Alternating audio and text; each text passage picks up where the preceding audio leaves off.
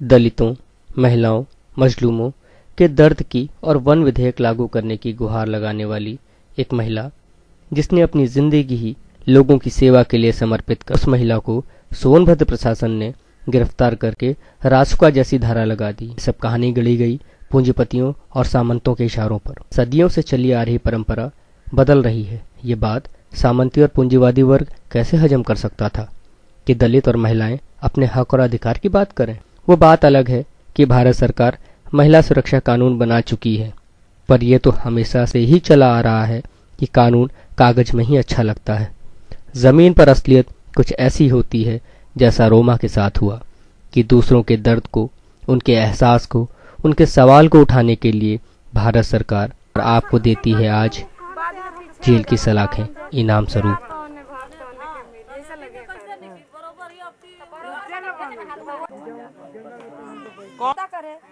हमारा कुछ नहीं है, कोई दिया होगा तो कहिए कि दिया है। तीन प्रधान हमारा कद्दू खा रहे हैं, तीन प्रधान को तो खा रहे हैं। कहाँ है हमारा बाप भाई सास ससुर कहाँ है? जब हम फर्जी हो बताइए, इस समाज है बताइए, फर्जी समाज बना रहा है। क्यों बना रहा है? 50 को जात बना के खा रहे हैं। चुप रहो, क्यों चिल्ला रही? सही है सर, चुप रहो, एकदम चुप रहो। 11 को तो रोका होगा, आप लोग मैटर निकाल दीजिए बस। कलावती नाम, थाना कौन, जिला सोनभद्र, गांव रामगढ़। इसके बाद हमारे जमीन के मामला है। तीन लड़का 2 लड़की। हम विधवा ही आज विधवा भले हमके 16 साल 17 साल हो गया। अपने जमीन खरीद के रोड पे रामगढ़ बाजार के थोड़ा पूरब साइड में बच्चे के साथ रह रहे हैं। एक थे हमारे गांव में बहुत गुंडा दबंग नाम के आदमी है, मानिक चंद। हमारे जैसे कच्चा घर है, इसका पक्का घर है। वही गलियारी है हमारा, निकलने पानी गिरने वाला ओरी के अपना हम 3-4 फीट के लगभग छोड़ के बनाए हैं। वो कहता है कि हमारा है और हम कहते हैं कि हमारा है। नापी में, कागज में, नक्शा में सब हमारा है साहब। इसके बाद क्या हुआ कि दरवाजा पानी उसी में खोल के जबरदस्ती कहता है हमारा है। हम दौड़ते दौड़ते चिल्लाते चिल्लाते थक गए। गांव वाले, सारे गांव वाले से कहे, 4 प्रधान से कहे, चारों गांव के प्रधान से, चारों प्रधान ने आए, पंचायत किए। पंचायत क्यों नहीं माना। पंचायत ने हमको रामगढ़ वाले लिख के दस्तखत मुहर करके दिए कि आप आगे बढ़िए, DMSP के पास पहुँचिए। तो हम पहुँचे पहले तहसील दिवस में साहब। तहसील दिवस गए, एक बार गए तो एप्लीकेशन दिए, आया थाना, कोई सुनवाई नहीं हुआ। फिर दोबारा गए, दोबारा गए तहसील दिवस के मंगल के दिन। फिर दोबारा गए, फिर आया थाने, कोई सुनवाई नहीं हुआ। जब 2 बार हो गया साहब तो हम थाने आए कि साहब हमारा सुनवाई नहीं हो रहा है। क्या बात है कि हमारा सुनवाई नहीं हो रहा है साहब? से मौका जांच करके फैसला कर दीजिए, नहीं हमारा जान माल के खतरा है साहब। तब यहाँ कागज हमारा तहसील दिवस से आया है कि नहीं? तो वो क्या कह रहा है, दीवान SO साहब सोए थे। दीवान का कह रहा है कि तुम्हारा कागज आया था, रिपोर्ट लग के चला गया। तो हम बोले कि साहब जब कोई जांच कोई बूझ नहीं हुआ तो कैसे रिपोर्ट ला के भेजा दिए साहब? हमारे कोई मौका पर आया नहीं पूछने जांचने। तो कहे कि हम नहीं जानते हैं, जाके SO साहब से पूछो।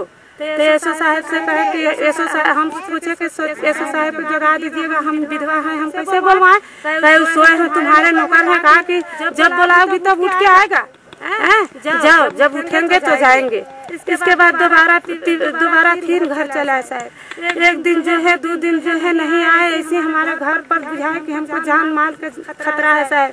जोते एक दिन के समय का आया कि रात के समय पूरा गाली गलौज के साथ पूरे परिवार सहित हमको 9 बजे रात के मारने के सब बुझा के दरवाजे चढ़ के हमारे एक लाठी सर पे मार दिया। उसका लड़का राजू नाम का है और उसका मेहरारू झोंटा पकड़ के खींच लिया। जब मार दिया तो छोटे छोटे बच्चे शोर मचाने लगे। शोर मुझे मेरे मम्मी मर गई, गुहार मेरे मम्मी मर गई। तो सब गांव वाले जुटे और गाँव में कुछ दूर पर हमारी मैके है। जब सुने कि हमारे बहन के सब मार रहे हैं तो मैके वाला सुनते सुनते आ गए। इसके बाद वहाँ लगे हमारे मैके वाला के कुदाने, गणासा लेके, बलुआ लेके, टांगी लेके, लाठी लेके लगने सब घर भर उसके परिवार कुदाने। सब गांव वाले भाग गए हमको छोड़ के साहब। इसके बाद वो थाने अपने ब्लाउज फाड़ के, चूड़ी फोड़ के साहब अब सब बाहर और झोटा कबार के अपने गई थाने कि हमको उससे नैहर वाला मारा। वैसा कोई नहीं मार झगड़ा हुआ था उस समय, खाली हमको चोट लगा था। इसके बाद वो थाने चल गई साहब, तो हम अकेले पड़े विधवा आदमी क्या करें। आए 11 बजे रात के जब थाने गए, वो भी गया हम भी गए, तो दीवान का नायब क्या बोल रहा है, कह रहे तुम इतनी रात के तुमको डर नहीं लगता है कि तुम रात के चल आती हो। तो हम कही साहब जब रात के मार हुई, रात के झगड़ा हुई, तो हमका दिन क्या ऐसा है, तो हम राते के न आए आप लोग सुरक्षा ही, तो हम केकरे पास जाए साहब, हमका तो जान मारा था। कहे कहाँ तोरे जान मार दे लग रहे, अभी तो जियत है। तो हम कहे साहब जब जान मारा जाए तब आप लोग हमारा रक्षा करवा। देखा ये कपार में फुटकर उखड़ गई साहब, मारत तबा। कहते इसको भी तो चूड़ी फूटा है, इसको भी तो चोट लगा है, तुम लोग दोनों आदमी लान के थाने में कुश्ती करो। इसके बाद में कहे कि चलो बैठो, बैठाया साहब, बैठा के एक बाद क्या कहता कि एप्लीकेशन लिखो रे। तो हम कहे साहब हम पढ़ा लिखल नहीं कि हम कैसे एप्लीकेशन लिखा। तो कहे कौन लिखेगा तुम्हारा नौकर। हम कहे आप लोग लिखिए, जिसके पास हम जाते हैं तो लिख के देता है, कहता है कि रंडी है, बेसवा है, बच्चलन है, ऐसे है वैसे है, आप लोग पतियाते हैं। तो हम किसके शरण में जाए, आप लोग के शरण में आए हैं, आप लोग लिखिए। तो लिख ले, मुंशी के बुला के राती 12 बजे रहे तो दरखास्त लिख लें साहब। दरखास्त लिखवा के दस्तखत करा के कहे जाओ रे कायदे से रहना, नहीं तो तुमको आएंगे मार के फिर से बंद कर दूंगा, लेडीज पुलिस बुलवा के तुमको चमड़ी खिंचवा दूंगा भोसड़ी कहे के। हम लोगों के सोना आफत की ही हुआ है। गौरतलब बात यह है कि जहां यूपी में मायावती की सरकार है जो कि गरीबों और मजलूमों की वोट बैंक की राजनीति करती हैं, जिन्हें दलितों का मसीहा माना जाता है, उनके ही कार्यकाल में प्रशासनिक अफसर महिलाओं की इज्जत तार तार कर रहे हैं, उन्हें माँ बहन की गालियों से नवाज रहे हैं।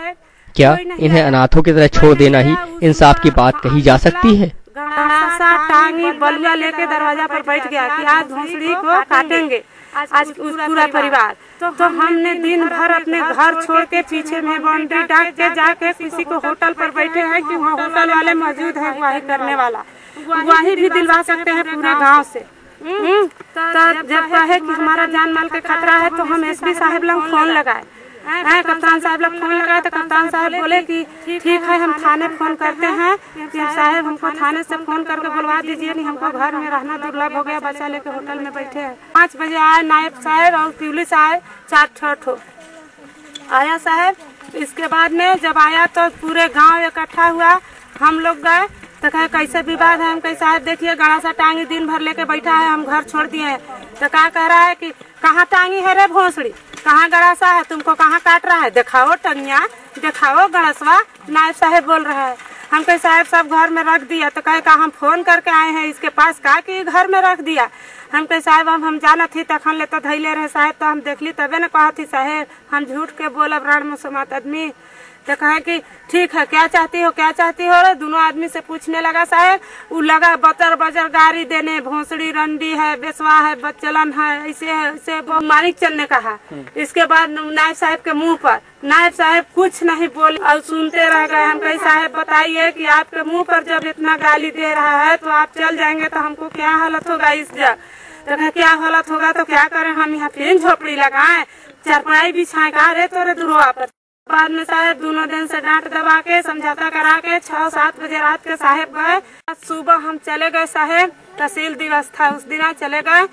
इसके बाद में हमारे चाचा आ रहे थे रामगढ़ बाजार, वो चाचा के पकड़ कर अब बलुआ लेके टांगी लेके लगे हमारे चाचा को, मेरा भाई और भौजाई के लगे मारने साहब। मारते मारते मारते भाई को हमारा पैर मार के तोड़ दिया, भाभी के कूल पर मार के तोड़ दिया है साहब, फूल टूट गया है। किया कि यहाँ से फिर ललकारा की जो मैया का लाल है भोसड़ी वाला, वो आए मारिया बर्बाद कर देंगे, घरवा में आग लगा देंगे, ऐसा धारा तुमको लागू करेंगे कि जिंदगी भर भोसड़ा चौधरी जेल में सरोगी। हम लोग टांगी गड़ासा लेकर जान मारने के धमकी देता है, एकदम 24 घंटा बैठे रहता है दरवाजे के सामने। अब हम थक गए पुलिस के आते आते थाने पर, हमारे पक्ष में पुलिस जाइए नहीं रहा है। दौड़ते दौड़ते सबको दरवाजा खटखटाए, डीएम के पास गए, एसपी कप्तान के पास गए, सगरों के पास, हमारे पास सब पर मार रखा है तू काफी करा अगर हमारी कोई सुनवाई नहीं हुई तो हम कप्तान साहब के बंगला पर जाके धरना धर के अपन आत्महत्या कर दे साहब, बच्चा लेके। और हमारे कहीं जगह नहीं